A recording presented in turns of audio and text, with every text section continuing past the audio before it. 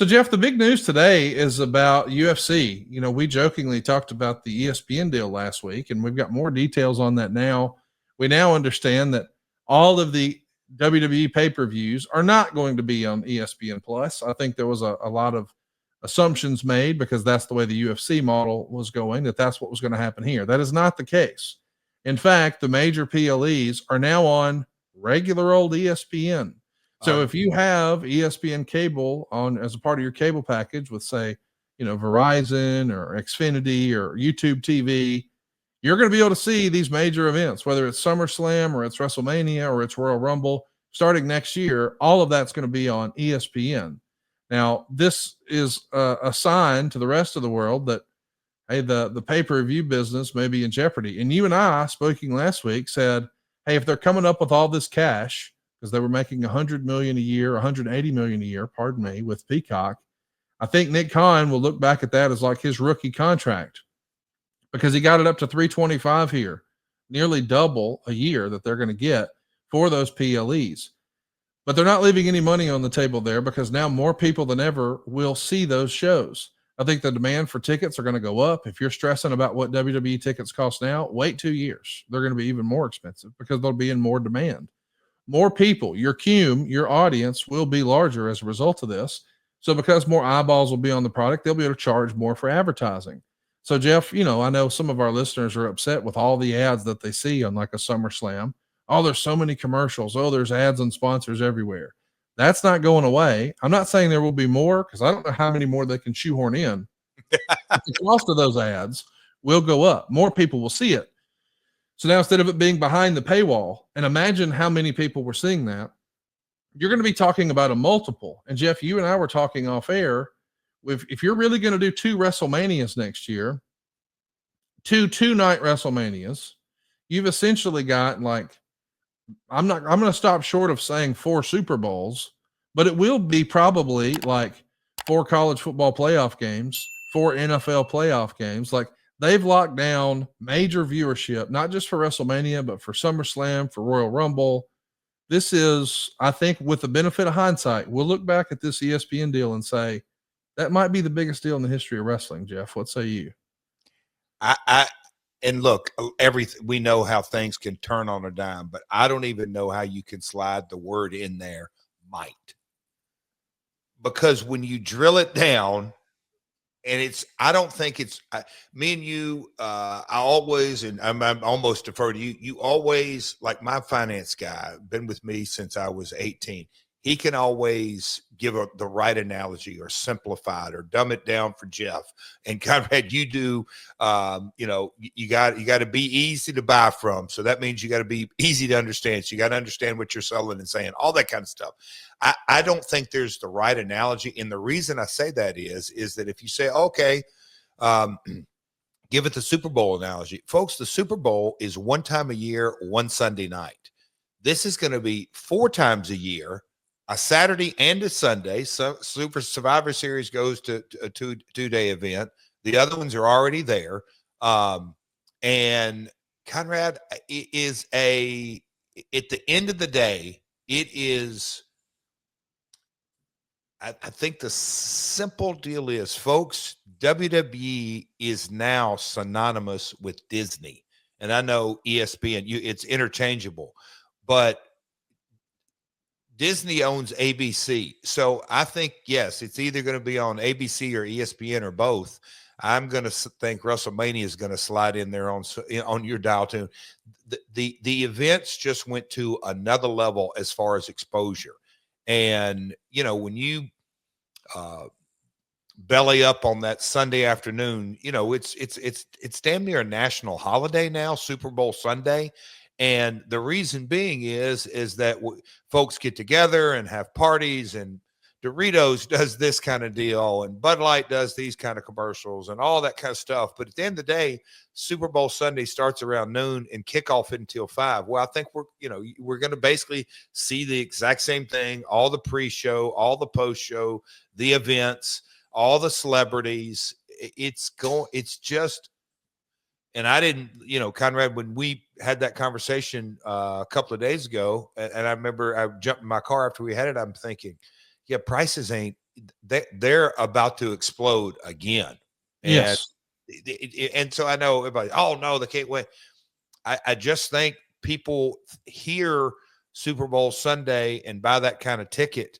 You're going to have it's just everything. The game has completely raised. And I'm going to say what you said, because a lot of people may or may not get that. But in NFL, you're all playing for the second contract. And unless you're a real anomaly, that third contract, it's just, you're in a different level. You are. And so this is the big ass monster contract. It's, where do they go from here? And they'll figure it out. But it's, and I'm going to say this, obviously, I work for AEW, love AEW. If you're listening to this podcast, you know my history.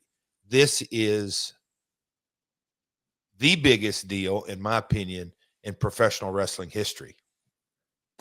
Period. Well said, kind sir. Can you disagree? Can you disagree? I'm curious. Like it just, guys, WrestleMania is on network television. No, I mean, my dad is going to watch it. Respectfully, my dad has Peacock, but he's not going out of his way to watch any PLEs. But if it's on ESPN, he's going to check it out. So, well, the my bad, the tailwind of it. Yes, the promotion. You're going to see. It'll be all over ESPN. It'll be all over a Sports Center, Disney. All of their other properties. And yes, to your point, Disney, you talked about this. We've always sort of freestyled forever. I mean, look at what, Orlando did for the Harry Potter franchise. Jeez. Like, it's making as much money as ever right now. And it's because of the theme park. WWE is positioned to have their own theme park, their own rides, their own merch, their own Hall of Fame. Like, all of that is an opportunity to be in that Disney vertical. It's going to get crazy. And I'm here for it. It's great for the industry. It's great for everyone. It's not just good for WWE. It's good for TNA. It's good for AEW. It's good for AAA. It's good for New Japan, because this is going to make wrestling more, quote unquote, legitimate than anything we've seen in a long, long time, I think. Rising tides lift all ships. I think that's why I'm so damn excited. I couldn't wait to do this pod. And this is one of the reasons, is just kind of, we had the ESPN announcement. Now we're going to have this, this UFC discussion we're about to have. The numbers, just shit. What is Forbidden Door? The fourth largest gross in AEW history? Like, the business is good. No. The fourth largest gross in wrestling history. Non-WWE wrestling history.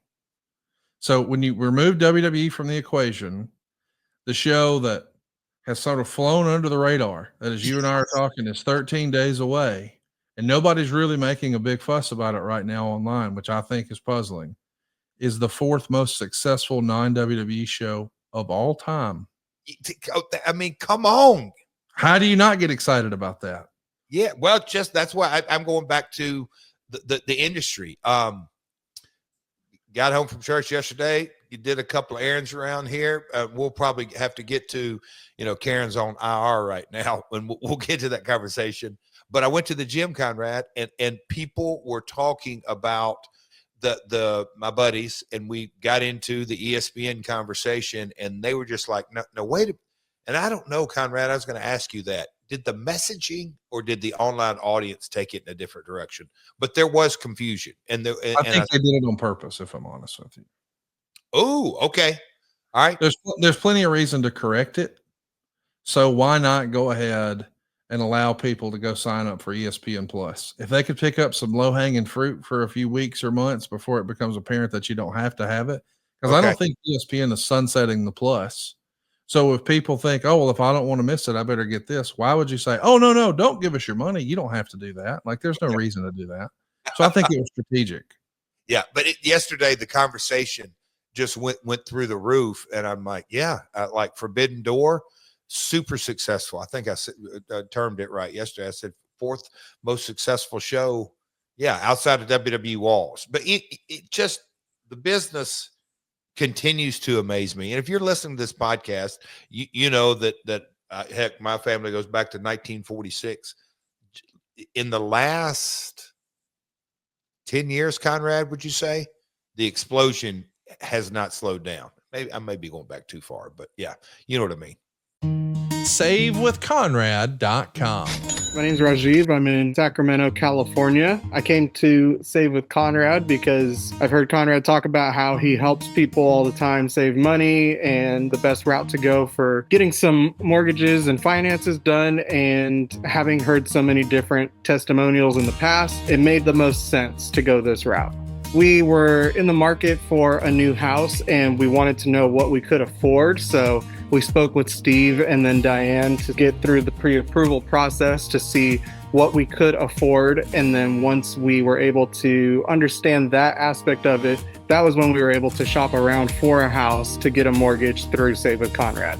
Everybody on the team was great. Everybody really explained everything fully to where it was more in like layman's terms to where I could understand it as someone not in the business or having shopped around for houses too many times. So being able to understand every step of the process and talking with everyone on the team about that was really, really helpful. And it made me feel really confident that I was going the right route.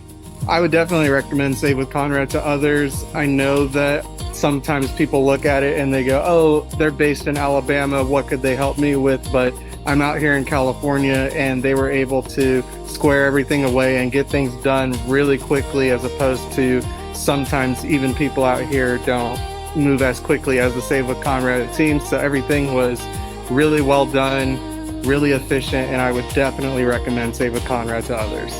My name is Rajiv. I'm in Sacramento, California, and I was able to get into my dream home with SaveWithConrad.com. That's number 2129, Equal Housing Lender. SaveWithConrad.com.